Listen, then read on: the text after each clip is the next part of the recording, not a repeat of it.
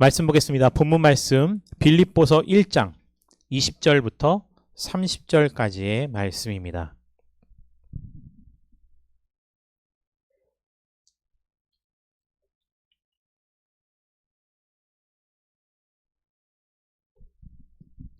빌립보서 1장 20절부터 30절까지의 말씀입니다. 저와 여러분들 한 절씩 교독하도록 하겠습니다. 나의 간절한 기대와 소망을 따라 아무 일에든지 부끄러워하지 아니하고 지금도 전과 같이 온전히 담대하여 살든지 죽든지 내 몸에서 그리스도가 존귀하게 되게 하려 하나니 이는 내게 사는 것이 그리스도니 죽는 것도 유익함이라. 그러나 만일 육신으로 사는 이것이 내 일의 열매일진데 무엇을 택해야 할지는 나는 알지 못하노라. 내가 그 둘 사이에 끼었으니 차라리 세상을 떠나서 그리스도와 함께 있는 것이 훨씬 더 좋은 일이라.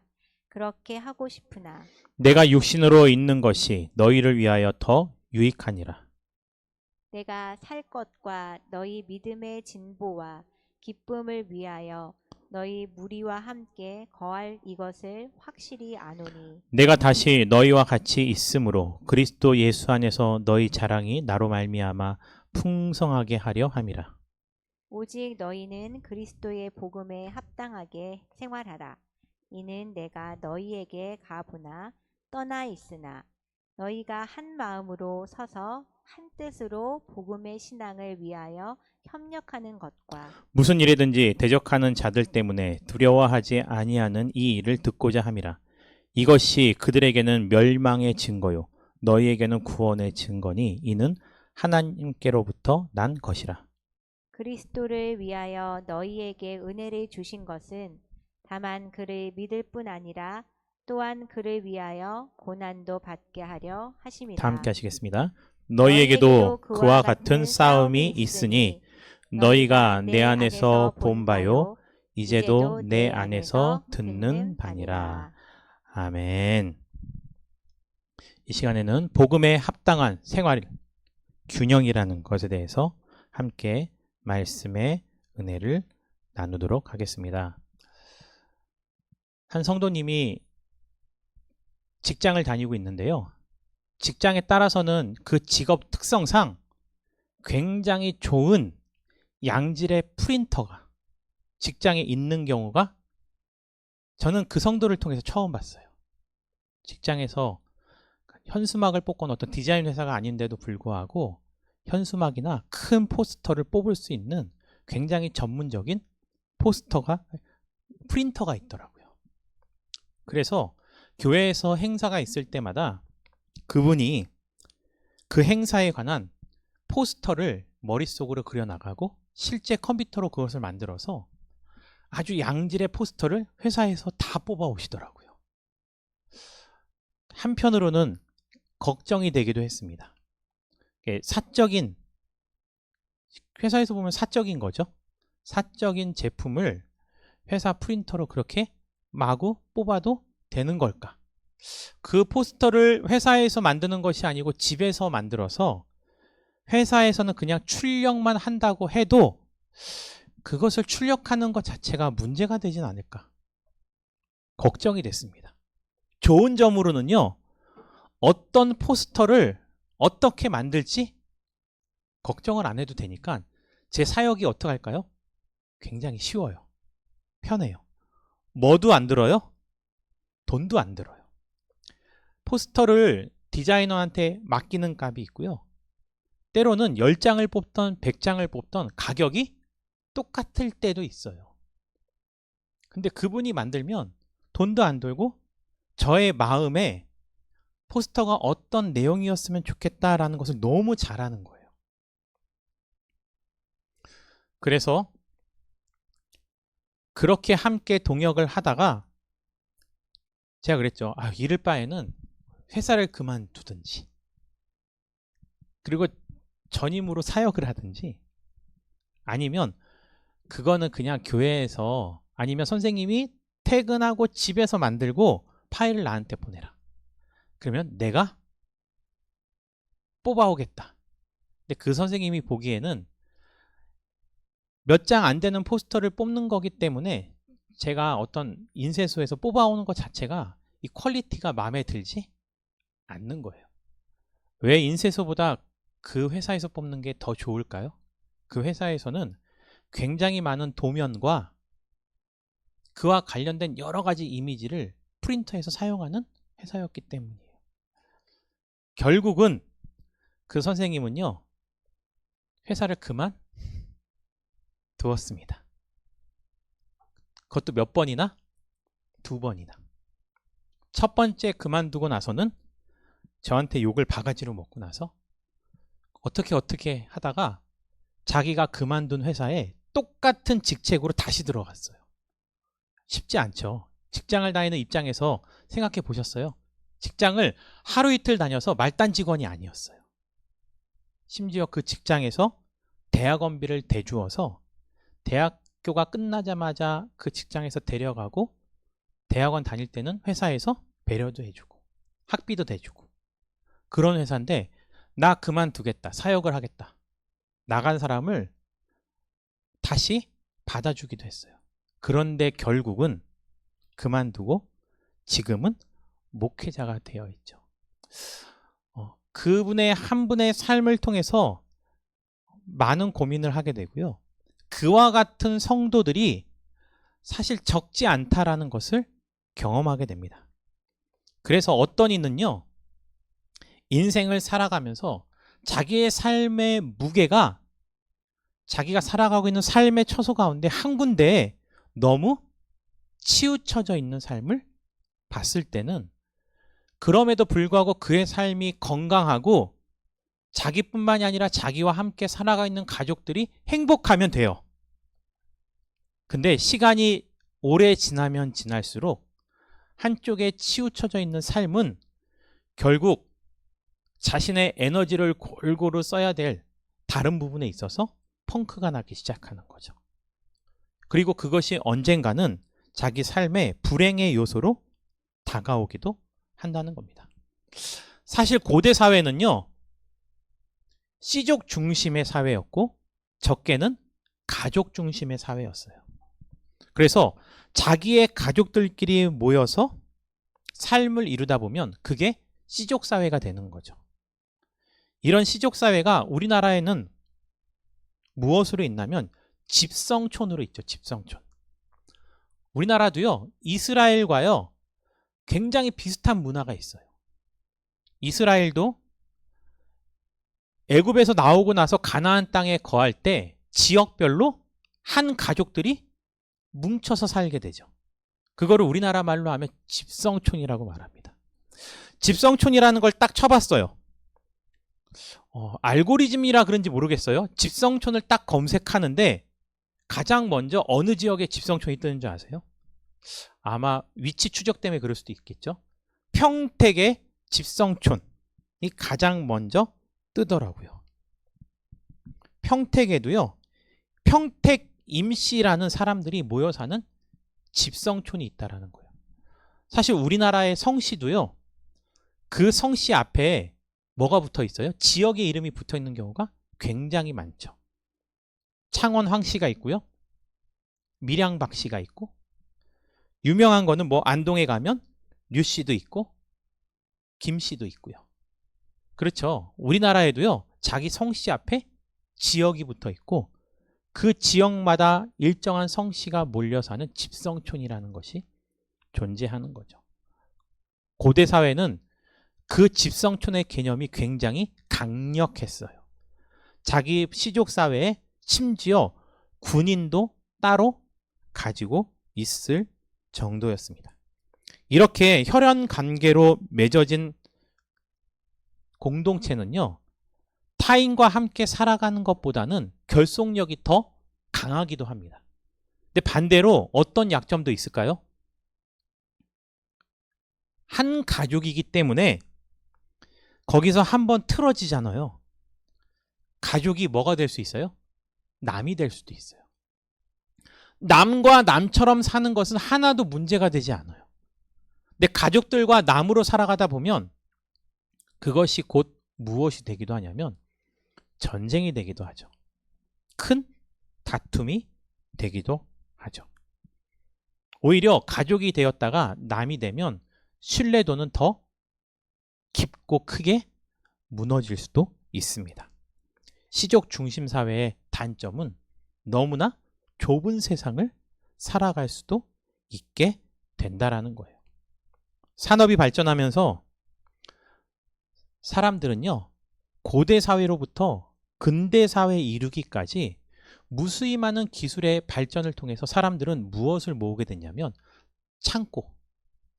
창고에 굉장히 많은 곡식과 굉장히 많은 물건들을 쌓아두게 되면서 거기에는 부가 생겨나고 부가 모이면 권력과 힘이 되는 거죠. 산업이 발달하면서 많은 사람들이 과거에는 물가를 중심으로 모였지만 그 이후로는요, 도시로 모여들기 시작합니다. 그리고 모이면서 아주 큰 지역사회를 만들게 되고 그것이 곧 시족사회를 떠나서 결국은 국가를 발생시키는 거죠. 어떤 성도님들은요, 살아가면서 내 가정이 최우선순위가 되어야 되는 것은 맞아요. 근데 내 가정이 이 세상의 전부가 되어서는 안 됩니다. 그런데 어떤 이들은 교회에 와서도 가정생활만 하고 직장에서도 가정생활을 하는 분들이 계세요. 늘 가정일에 매여 있는 거죠. 건강치 않아요. 근데 어떤 이들은요, 가정에서도 직장 생활을 해요. 심지어 교회에서도 뭐 하시는 분이 계신지 아세요? 직장 생활을 하시는 분이 계세요. 그래서 한 분이, 장로님이 직장에서는 대표다 보니까 이 권위적인 게 몸에 배어 있어요. 그러니까 교회에서도 재정을 처리하는 데 있어서 굉장히 권위적인 모습을 보이는 거예요. 그래서 재정을 항상 그분이 가지고 있던 철칙은 그 주에 쓸 것을 그 전주에, 그러니까 월요일 날 쓸 것은 그 전날인 주일부터 이렇게 결제를 맡게 돼 있어요. 그래갖고 갔는데 밑에 뒤에 근거 자료가 부족하다고 그래서 결제를 해줄 수 없다라는 거예요. 그래서 저는 쿨하게 네 하고 결제를 올리지 않았어요. 근데 그 주에 필요한 돈이 얼마였냐면 수련회였어요.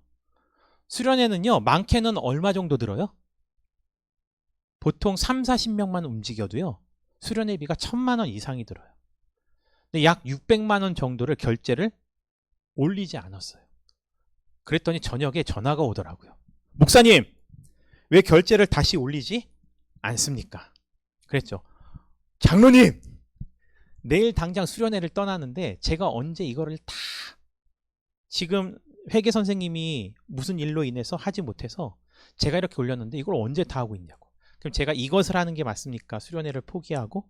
원래 제 일이 아니니까요. 아니면은 수련회를 포기하고 이것을 올리는 게 맞습니까? 아니면 이걸 포기하고 수련회를 갔다 오는 게 맞습니까? 근데 안 말씀 안 하시는 거죠. 왜요? 상황적으로 보면 수련회를 가는 게 맞는 거죠. 본인의 자녀도 수련회를 가야 하는 학생이니까.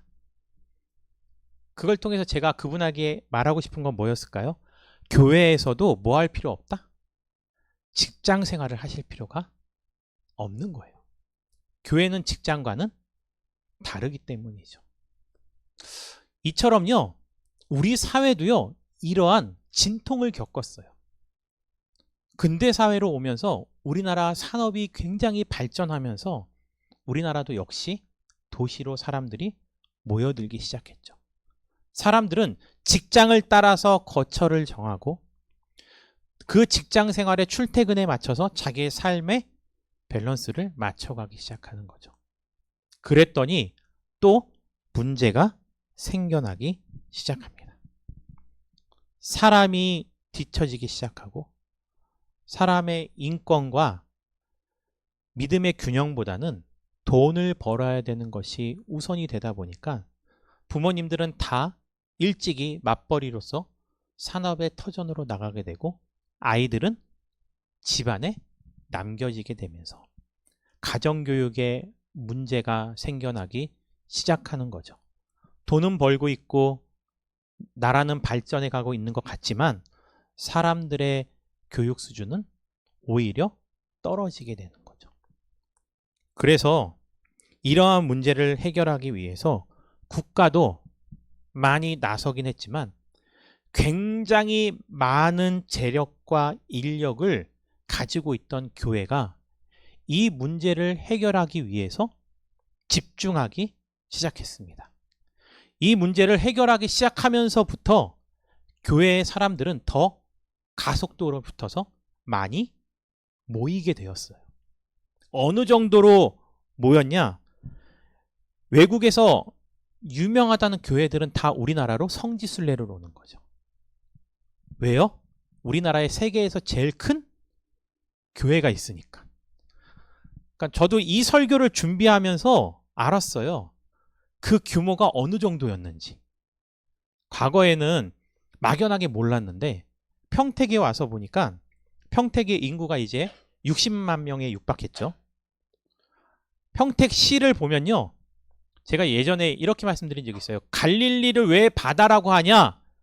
구글 어스에 가서 갈릴리 호수의 가장 남쪽과 가장 북쪽의 길이를요. 직선으로 재면 그 길이가 어떻게 나오냐면요. 평택역에서 천안역까지 직선 거리로요. 평택역에서 평택항까지 직선이 12km가 나와요. 그러니까 호수가 우리 평택만 하다고 생각해 보세요. 굉장히 크죠. 평택 인구가 60만 명이에요. 근데 여의도 순복음교회라는 곳은 교인이 곧 몇 명에 육박한다? 100만 명. 한때 80만 명이 넘어선 때가 있어요. 그러면 한 교회 성도가 지금 오늘로 따지면 평택 전체 시민보다 많다라는 거예요. 얼마나 어마어마한 힘이 생겼는지 아시겠죠? 그래서 대통령 선거에 나오거나 했던 사람들은 다 의무적으로 거기에 앉아서 예배를 드릴 수밖에 없었고 당선이 되더라도 항상 거기 앞에 앉아서 그 목사님 앞에 머리를 조아리는 것이 하나의 문화가 되었어요. 근데 이것 또한 결국은 역기능을 만들게 되는 거죠. 교회가 세상에서 사람들이 건강할 수 있도록 균형을 찾아주기 위해서 교육을 하기 시작했지만 그 모여든 숫자 자체가 힘이다 보니까 사람들은 삶에 있어서 가장 우선순위가 하나님이 되어야 되는 것은 맞아요. 그거는 진리입니다.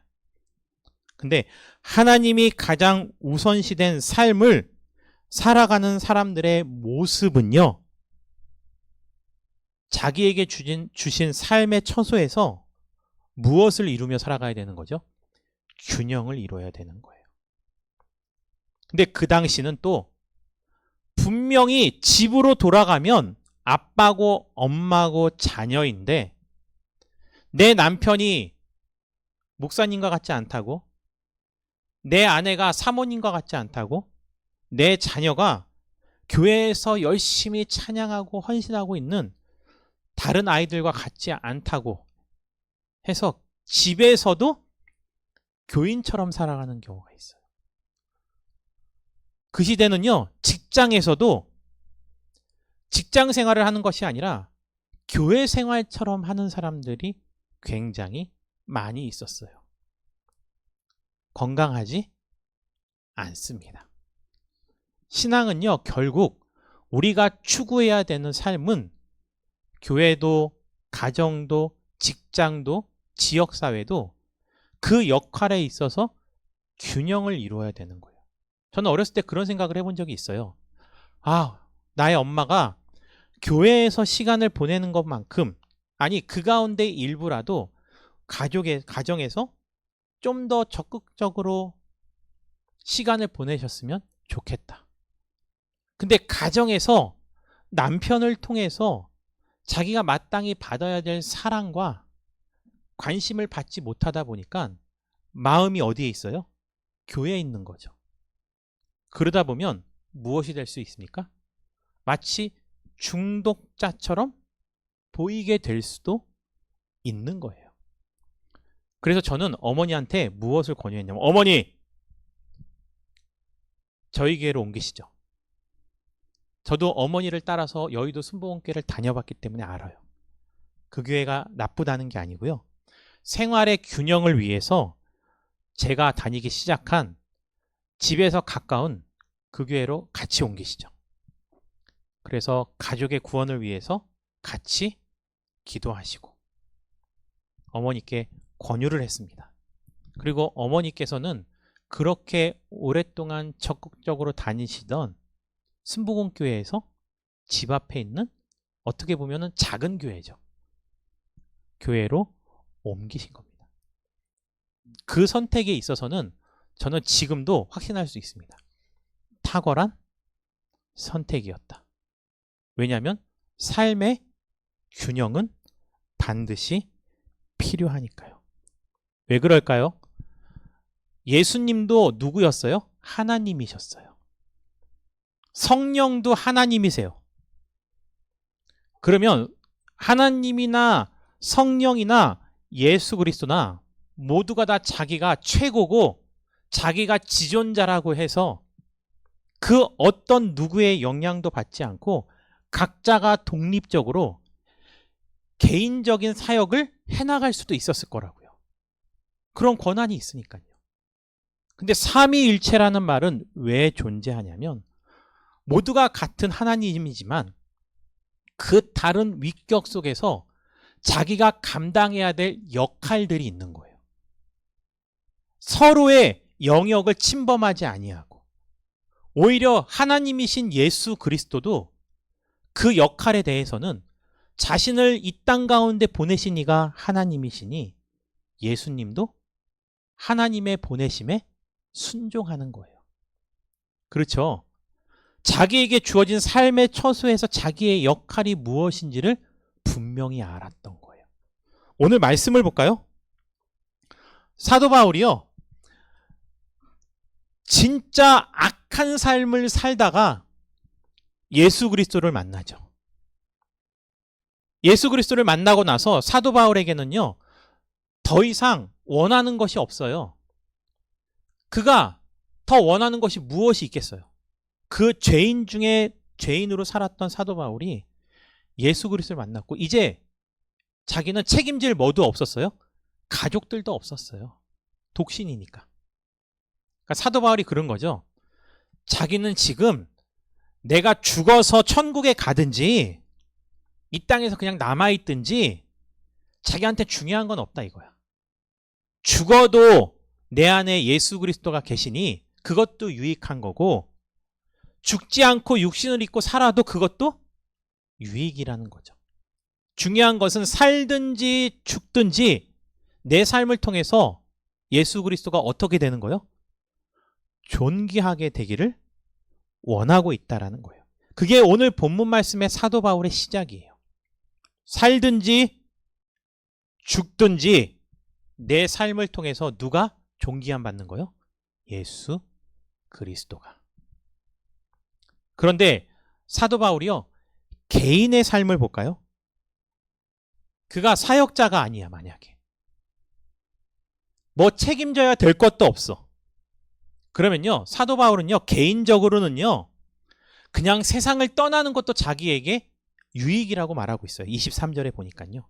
내가 그 둘 사이에 끼었으니 세상과 육신을 벗어버리고 갈 천국과 끼어있다는 말은 맞는 거예요.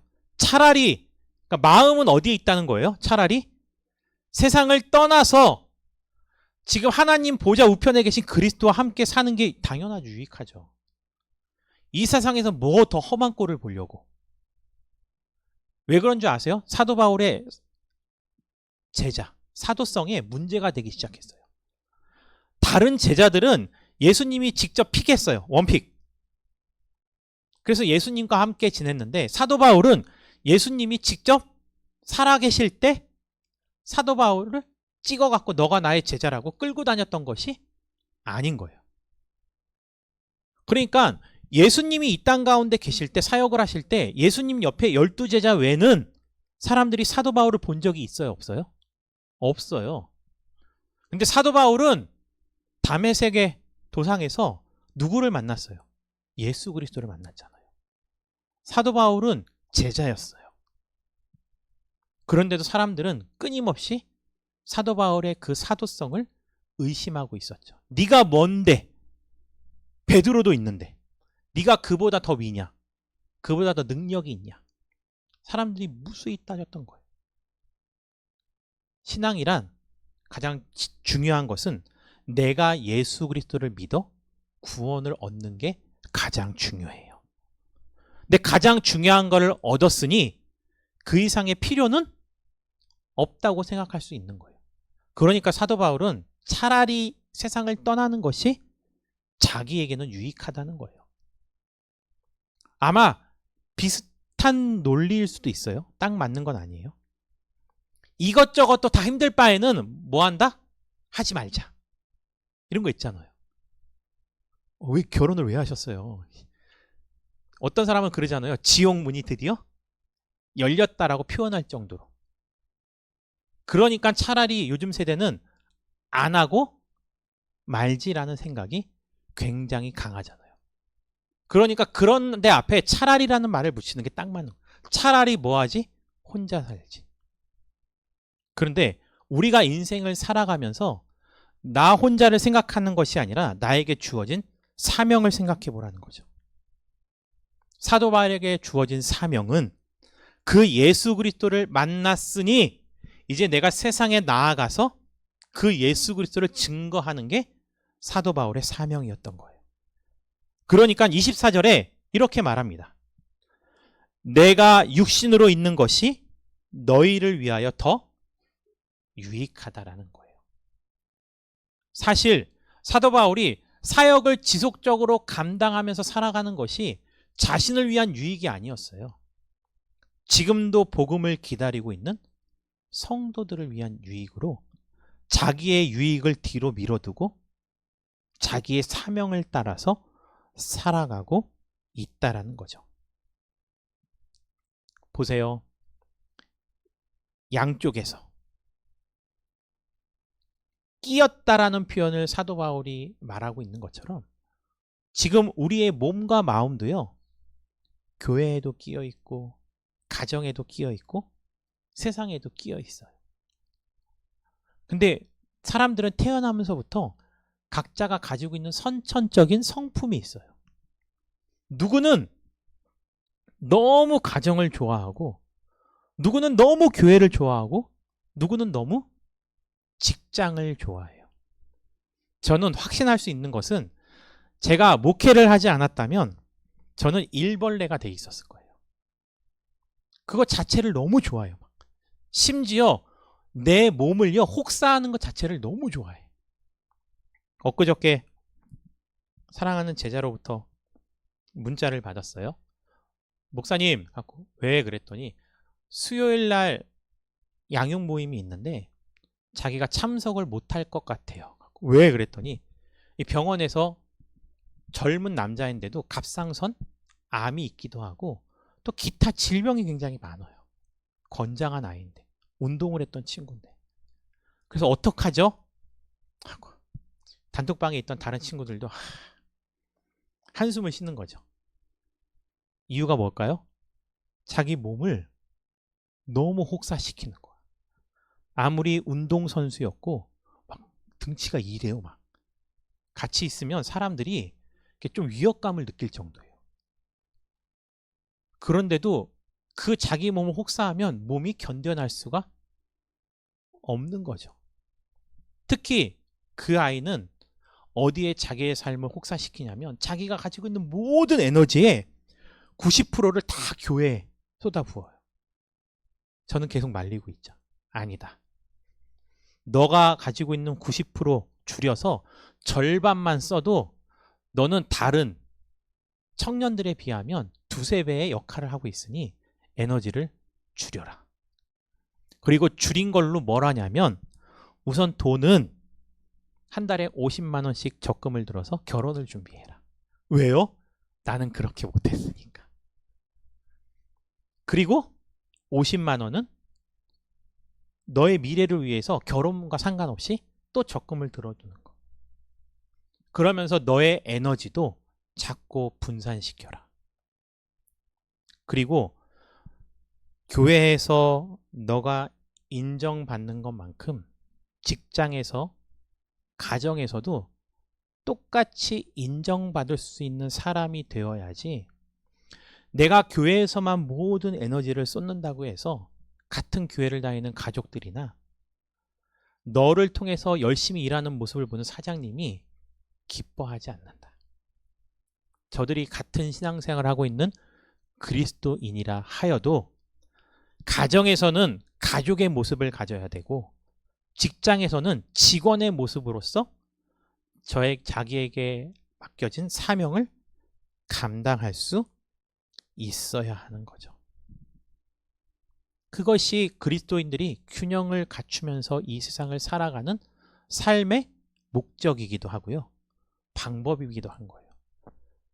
근데 개인 성향에 따라서는 자기가 치중하는 지역이 조금 다를 수도 있다고 했죠.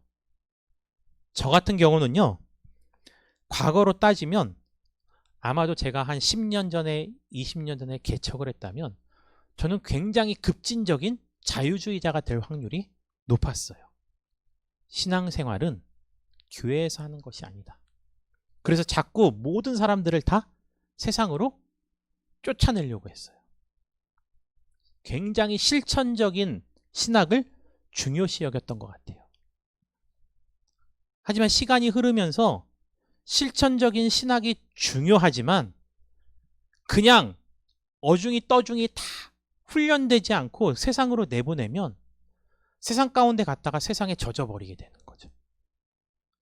그리고 균형을 갖추는 것이 아니라 세상에 나아갔다가 다시 충전하러 어디로 돌아오지 않아요? 교회로 돌아오지 않아요. 세상이 더 즐거우니까.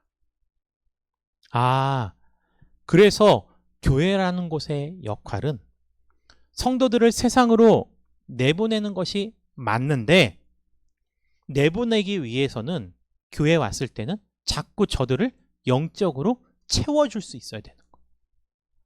채워주어야 되는데 한 시대는 교회에서 채워서 모든 에너지를 교회 안에서 다 소진시켜버리는 거죠. 주일날 저녁이 되어서 밤늦게가 되어서 다시 교회에서 집으로 퇴근을 하는 모습이 우리 과거의 모습이었던 것 같아요. 그래서 엊그저께도 한 성도님이 그래요. 목사님,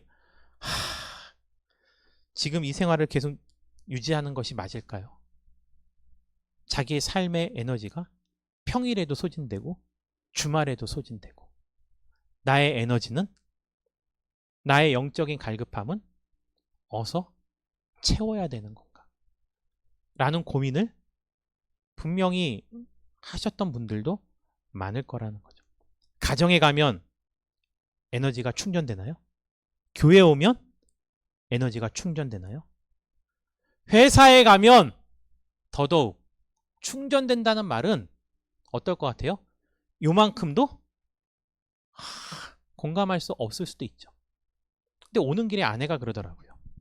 요즘 다른 지역으로 파견을 가는데 그 지역에서는 끝나고 나서 여기서는 경험해보지 못했는데 모든 사람들이 같이 함께 회식 자리로 자연스럽게 어울리면서 같이 밥을 먹는다는 거예요.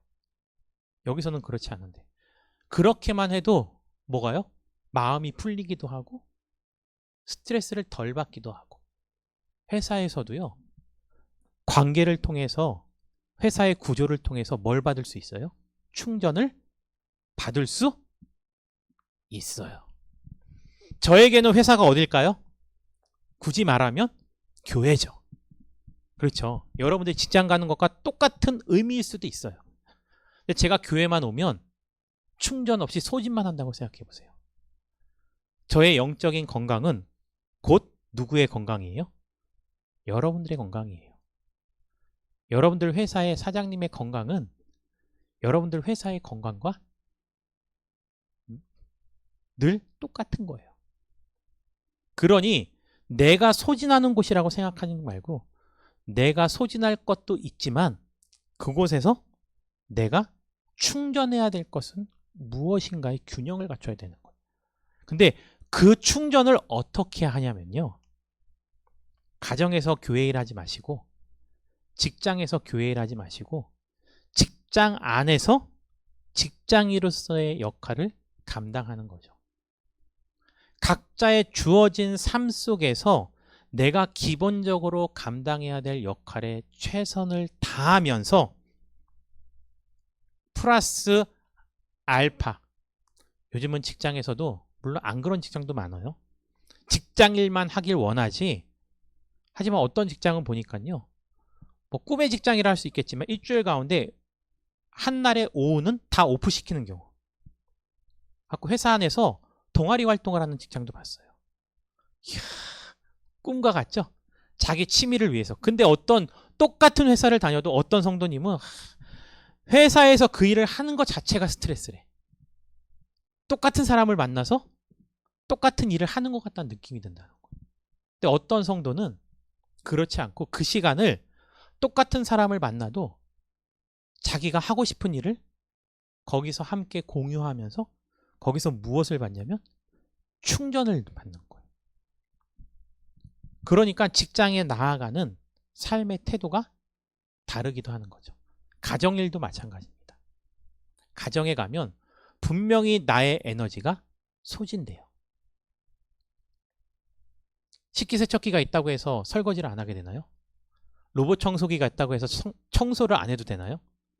세탁기가 있다고 해서 모든 빨래가 자동으로 될까요? 아니죠.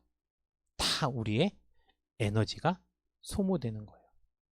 누구는 그 일을 통해서 에너지가 소모되지만 똑같은 일이 존재함에도 불구하고 그 일을 통해서 누군가는 에너지를 충전할 수도 있는 거죠.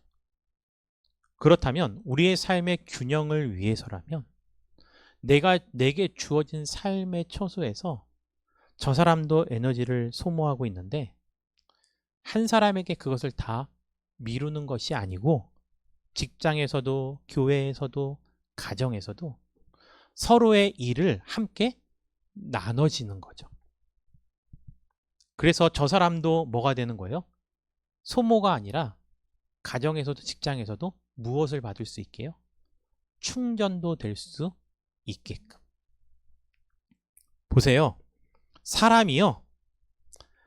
가르치는 데 있어서 왜 가르쳐야 되냐면요. 제가 지난번에 말했던 선물의 정의와 같아요. 상의 정의. 어린아이들한테 상을 주는 이유가 뭐라 그랬어요? 앞으로 뭐 하지 않기 위해서? 상을 주지 않기 위해서 상을 준다 그랬죠.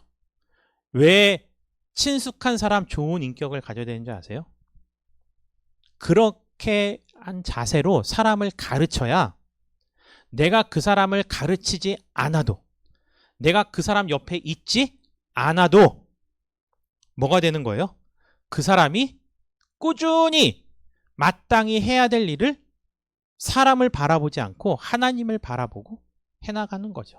사도 바울을 보세요. 사도 바울이 관리할 교회가 빌립보에만 있었나요? 빌립보에만? 아니에요. 그러니까 사도 바울이 이렇게 말하죠.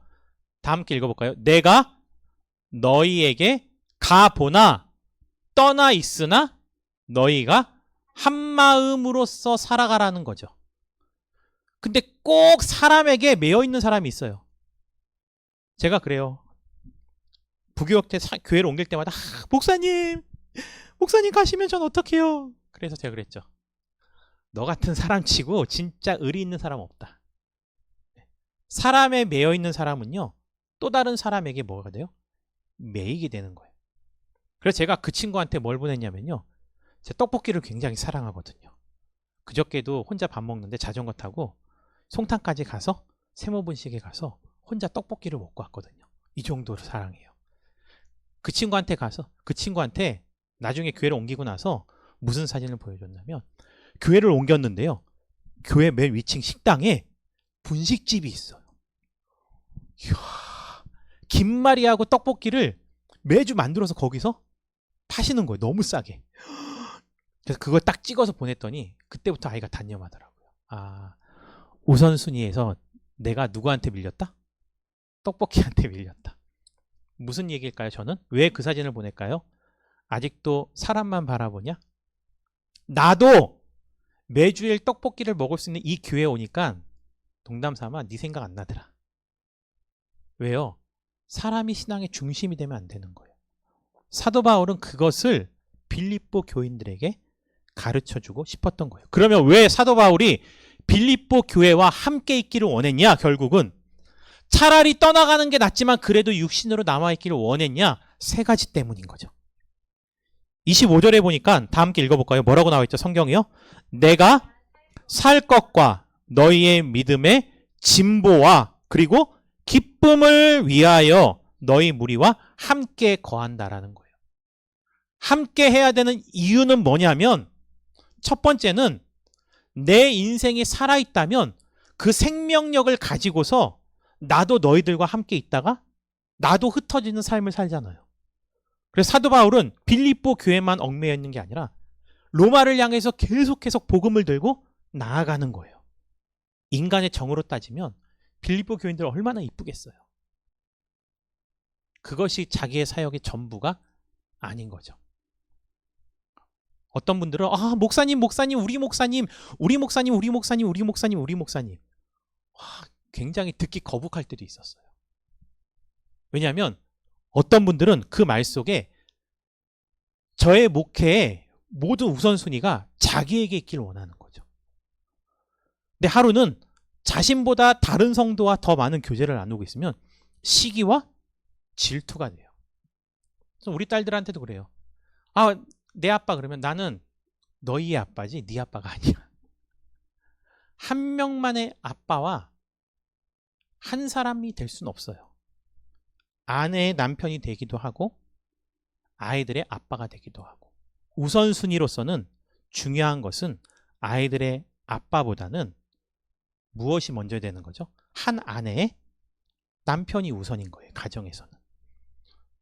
한 남편의 아내가 가장 우선순위가 되는 거죠. 그리고 그 우선순위 안에서 내 삶을 나누어서 자녀들의 부모가 되고 직장에서의 생활이 되고 지역사회에서의 생활이 되고 또 교회에서의 생활이 되는 거예요. 절대로 하나님이 우리에게 정해주신 가장 기본적이고 우선적인 관계, 부부의 관계 속에서도 그 관계보다 교회 일이 우선되어질 수는 없는 거죠. 왜요? 그것은 하나님이 가정이라는 제도를 만들기 전에 교회라는 제도를 만들기 전에 가장 처음으로 만드신 것이 바로 부부의 관계이니까요. 그래서 삶을 살아가는 것, 함께 피부를 부비며 살아가는 것이 함께하는 가장 첫 번째 이유인 거고요. 두 번째는 바로 믿음의 진보예요. 내가 그 지역에서 그 처소에서 그 역할을 하는 것이 과연 나의 믿음의 진보를 위해서 유익하냐? 유익하지 않느냐? 사도 바울은 그래서 빌립보 교인들의 믿음의 진보를 위해서 떠나고 싶지만 다 때려치고 싶지만 그들과 함께 하기를 선택했던 거죠. 그렇게 살아가면 함께 살아가는 그리스도인들이 믿음에 합당한 삶을 살아가면서 무엇을 느끼냐면 진정한 기쁨, 걸그룹 이름하고 똑같은데요. 성경에서는 카라라고 그래요. 카라. 이 기쁨. 우리가 신앙생활을 함으로 말미암아 하나님이 주시는 믿음을 가지고서 삶의 처소에서 균형을 이루며 살아갈 때 내 삶을 통해서 이루어지는 하나님의 나라. 거기서 얻어지는 신앙의 성숙함. 이것이 카라예요. 진정한 기쁨인 거죠. 이 카라는 희락이라고 표현을 하기도 하고 우리가 육체적인 쾌락과는 분명히 구분되어지는 요소입니다. 그리고 나서요. 사도 바울이 마지막으로요. 빌립보 교인들에게 이렇게 말하고 있어요. 읽어볼까요? 너희에게도 그와 같은 싸움이 있으니 너희가 내 안에서 본 바요 이제도 내 안에서 듣는 바니라. 너희에게도 그와 같은 싸움이 있대요. 오늘 본문을 따지면 그 싸움은 뭐예요? 둘 사이의 끼어져 있는 것. 저도요, 어쩔 때는요, 집에 가잖아요. 사역이 너무 바쁘고 스트레스가 많으면요, 아무것도 하기 싫어요. 마찬가지잖아요. 더 이상 집에서 뭔가 할 에너지가 남지 않았어요. 우리 아이들도 마찬가지인 거예요. 아이들이 종일 학교에서 시달리다 보면 사실 집에서 아무것도 하고 싶지 않을 때가 있어요. 그것을 서로 인정해 주는 곳이 어디예요? 가정인 거예요. 가정은 모든 삶의 공동체의 최후의 보류인 거예요. 그러면 어디서 소진하고 어디서 충전했던 어떤 스트레스를 받던 가정에서는 모두가 다 동등한 거죠. 다만 자기가 해야 될 역할들이 나눠져 있는 거고요. 그 역할 안에서 한 사람에게 몰빵으로 모든 게 주어진 것이 아니고요. 그 역할 안에서 가족은 또 뭐가 있어요? 배려가 있는 거죠. 가장 우선적으로 해야 될 것이 누구에게 주어진 일인지는 모르겠지만 때로는 서로의 충전을 위해서는 이 사람이 이 일도 해보고 가정에서 저 사람이 저 일도 감당해보고 어설프지만 맛있는 건 할 수 없어도 라면 한 끼로 가족을 위해서 식사를 마련해보기도 하고 교회에서도 마찬가지죠. 누구나 다 교회 오면요 위로받길 원해요. 편하기 원하고 충전하기 원해요. 하지만 그걸로는 신앙의 진보가 있을 수 없다라. 그래서 사도 바울은 자기의 삶이 본이 된 거예요.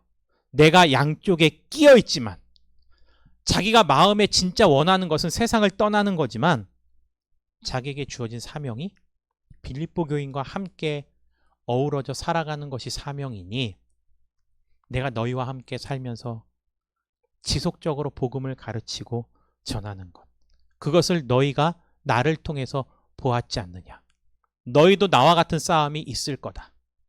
그 싸움에서 자기 마음의 소리에 귀를 기울이지 말고 하나님의 사명의 소리에 귀를 기울여서 내가 마땅히 살아가야 될 삶의 처소에서 각각의 처소에서 어떠한 역할을 어떻게 감당할지를 오늘 주일날 이 거룩한 예배를 통해서 나의 사명을 다시 한번 되새겨보시고 삶의 균형을 이루기 위해서 그렇다고 여러분들에게 완벽한 사람이 되라는 것이 아닙니다. 온전한 사람은요 완벽한 사람이 아니에요. 신학적으로도 마찬가지예요. 온전론. 온전한 사람은 퍼펙트한 사람이 아니에요. 진짜 온전한 사람은 어떤 사람이냐? 나의 강점이 여기에 있으면 반대로 약점이 어디에 있는 것을 알고 내가 얼마만큼 그 약점을 채워나갈 수 있는지.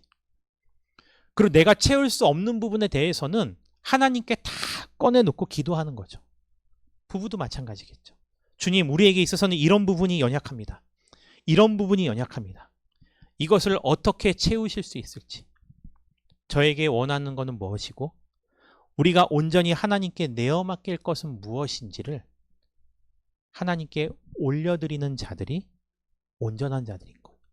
그래야 하나님께서 결핍되어 있는 부분을 채워주시고 내가 잘할 수 있는 부분을 더 개발시켜 주셔서 삶의 균형을 조금씩 맞추어가는 게 우리의 온전함이지 여러분들을 완벽한 성도로 중무장시켜서 세상 가운데 떠미는 것이 교회의 역할이 아니라는 거죠. 그래서 교회는 공동체 생활이 필요합니다. 목사님, 저는 이런 부분이 연약합니다. 우리 예전에 썼었죠? 저는 이런 부분이 연약하고 나의 가족 가운데 누구는 이런 부분이 연약합니다. 이런 부분을 굉장히 잘합니다. 이것을 함께 나누고 기도함으로 말미암아 여러분들의 삶이 주님 안에서 복음에 합당한 삶이 되실 수 있기를 주님의 이름으로 축원드립니다. 기도하겠습니다. 사랑해 주님 감사합니다. 정말 복음에 합당한 삶을 살아가기 원합니다. 이것이 우리 삶의 무게가 되지 않게 하여 주시옵소서. 우리의 짐을 내려두고 주님이 주시는 짐을 지고 가면 그것은 더 쉽고 가볍습니다. 우리의 가정을 위해서, 직장을 위해서, 지역사회를 위해서, 우리가 섬기고 있는 교회, 위해서 우리가 더욱더 하나님께 내어드리고 우리가 삶의 균형을 이루어가며 살아갈 때 가정과 교회와 이 지역사회가 우리를 통해서 더욱더 행복한 삶을 누릴 수 있도록 우리를 축복의 통로로 사용하여 주시옵소서. 예수님의 이름으로 감사드리며 기도드립니다. 아멘. 교회 소식 전해드리겠습니다. 지난주에 교회 운영위원회 모임이 있었습니다. 운영위의 모임을 통해서요, 저희 교회 아래와 같은 공지사항이 있습니다. 운영위원회 모임에서 정해진 것이 4가지고요. 첫 번째는 교회 공식적인 경조비가 생겨났습니다. 그래서 대소사 일이 있을 때마다요, 함께 나누시고 기쁘고 슬픈 일을 함께 나누므로 말미암아 서로에게 위로가 되고 격려가 되었으면 좋겠습니다. 저희 교회에서는 출산 장려 정책을 시행합니다. 임신 축하 선물과 출산 선물을 제공하기로 했습니다. 또 복지 정책에 관해서도 정해진 것이 있고요.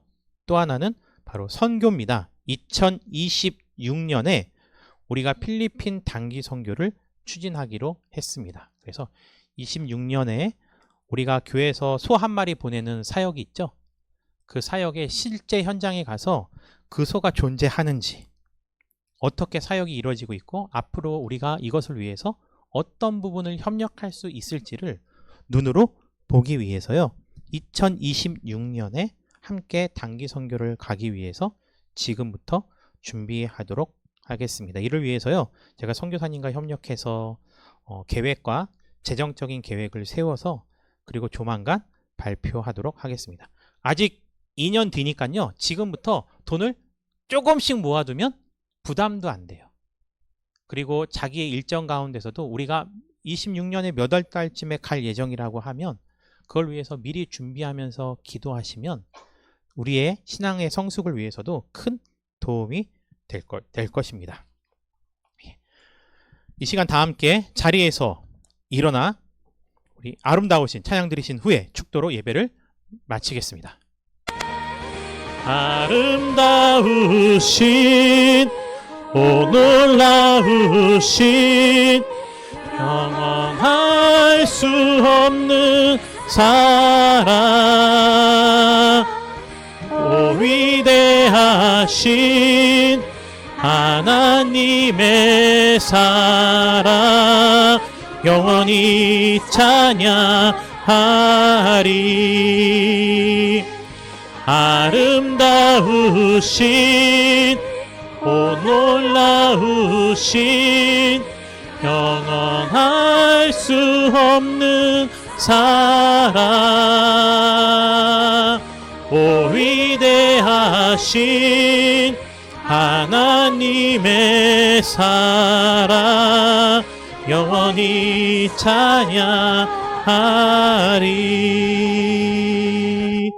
이제는 우리 주 예수 그리스도의 은혜와 아버지 하나님의 크신 사랑과 성령의 내주교통 위로하심 충만하심이 이제는 이 세상을 살아가되 내가 살아가야 할 그 삶의 처소에서 복음에 합당한 삶으로서 균형을 이루며 살아가길 소망하는 모든 성도들 머리 위에 저들의 직장과 가정과 학업 위에 영원히 함께 있기를 간절히 축원하옵나이다.